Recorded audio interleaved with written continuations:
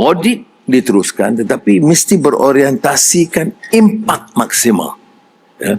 Bukan sekadar menjalankan sebagai suatu budaya biasa, tetapi supaya lebih berkesan dan hasil yang memberi manfaat pada rakyat terbanyak.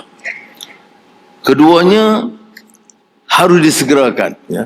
Kalau kita kata kita baik, telus dalam sistem pengauditan, tetapi lembab dan lambat, dia akan menyebabkan memberikan ruang ketidaksan berlaku. Sebab itu, audit itu harus lebih pantas dan tepat.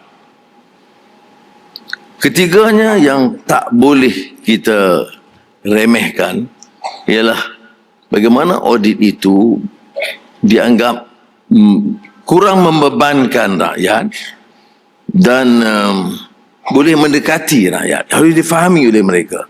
Kadang-kadang sistem kita perkenalkan, tapi dia rasa sangat membebankan. Ya. Kadang-kadang membebankan orang yang leceh, dan itu soal lain. Ya. Setiap kali kita ambil langkah-langkah baru, ya, yang cuba memperbaiki, selalunya dibantah oleh orang yang biasa dengan sama ada kelembaban ataupun penyelewengan. Saya tidak masukkan begitu. Tetapi bagaimana boleh kita perkenalkan sistem baru yang tidak dirasa terlalu menekan dan terlalu mempersulitkan rakyat. Ini menuntut ketua audit dan seluruh keluarga jabatan untuk mendekati, memahami dan cuba menyantuni rakyat. Kerana ini saya anggap penting. Ya. Kita tidak mahu tanggapan bahawa sistem audit itu membebankan.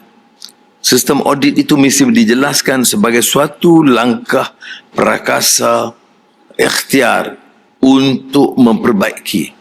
Kalau kita mahu negara ini terangkat kedudukannya, sistemnya jauh lebih berkesan dan efisien, lebih telus, lebih memberikan faedah dan nikmat kepada rakyat.